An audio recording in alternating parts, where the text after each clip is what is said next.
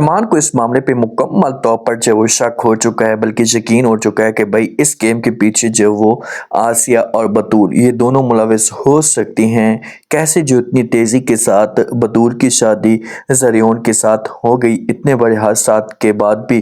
तो अब अरमान क्या करेगा, क्या खोज लगाने की कोशिश करेगा। और दूसरी तरफ अदील साहब का एक्सीडेंट हो जाता है तो क्या उसके बाद राहा को अपनी गलती का एहसास होगा कि मैं अपने वालिद के साथ गलत कर रही हूँ। जब राहा अपने वालिद को जब भी देखती तो इसके साथ बात नहीं करती, नाराज़ होकर यहाँ से चली जाती है। तो दिल सा बड़ा परेशान हो जाता है, बात करने की कोशिश करता है। इसे कहते हैं कि राहा मेरी बात तो सुनो, मैं आपके साथ कुछ बात करना चाहता हूँ। आप जो भी मुझे सज़ा देना चाहती है मैं सज़ा भुगतने के लिए तैयार हूँ, लेकिन प्लीज़ आप मुझे जो वो अपना बाप जो वो समझे, मैं आपका बाप हूँ, आपको हर लिहाज से खुश रखने की कोशिश करूँगा। तो राहा आगे से इनकार कर देती है। इसे कहती नहीं बाप, अब जो ना था वो हो चुका है, मैं जो वो बाप कहलवाने का हक जो आपसे छीनती हूँ, मैं कभी भी आपके साथ बात नहीं करूँगी।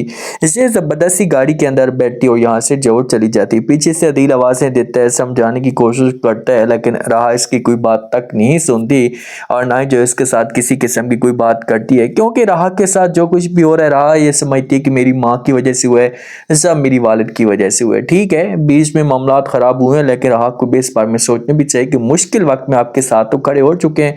अब बतूल इस मामले में बड़ी खुश होती है। इसने तो ख्वाब में भी नहीं सोचा था कि मेरी जो शादी है इससे ज़रियोन के साथ हो सकती है। पैसे वाला ज़रियोन है और ये हम इतना ज़्यादा खुश रखेगा, लेकिन ज़रियोन का भी यहाँ पर मकसद है। जब अपनी माँ के साथ बात करती, माँ को कहती है कि माँ जी आप मुझे एक बात तो बताएं। आगे से माँ कहती है कि जी बोलें। तो बतूल कहती है कि मैंने ऐसा नहीं सोचा था, मेरे दिल और दिमाग में भी ये सब कुछ नहीं था, कितनी आसानी के साथ ये हो जाएगा, मेरी शादी ज़रियोन के साथ हो जाएगी। तो आगे से माँ जो होती है जवाब देती और कहती है कि बस आप दुआ करें, क्योंकि अगर ये सब कुछ रहा ना करती तो आपकी शादी कभी भी जो वो ज़रियोन के साथ ना होती, जिंदगी में कभी भी जो वो ज़रियोन ना आता।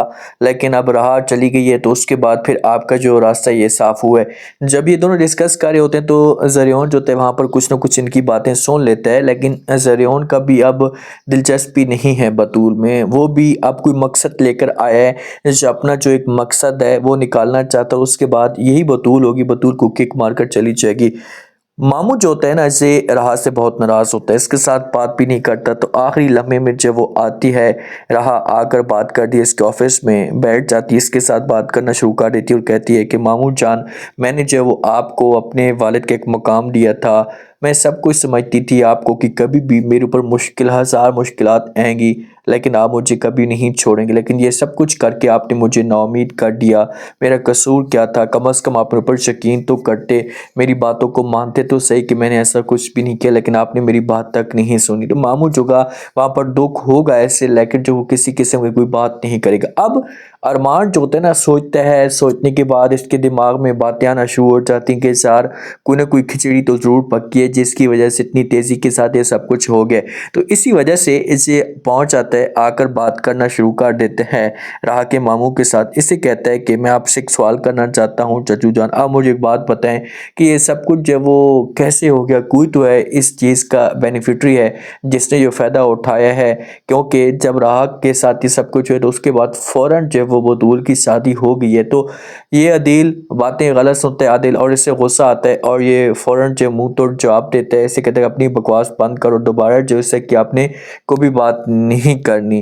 तो यहाँ पर मामला जो होंगे ये ख़राब होना शुरू हो जाएंगे और इसके दिमाग के अंदर ये बातें चलना शुरू हो जाती हैं कि यार वाकई जो कुछ भी अरमान ने कहा ये ठीक कहा है। तो अब इसका एक्सीडेंट भी हो जाता है और जिस वक्त इसका एक्सीडेंट होगा ना तो उसके बाद जो मामला काफ़ी हद तक जो है वो बेहतर हो जाएंगे, लेकिन इसकी जो वो डेथ भी हो सकती है। अगर डेथ होती है तो फिर आसी के पास खुलकर खेलने का मौका आ जाएगा। आप लोग इस बारे में क्या कहते हैं? अपना फीडबैक लाजमी दें।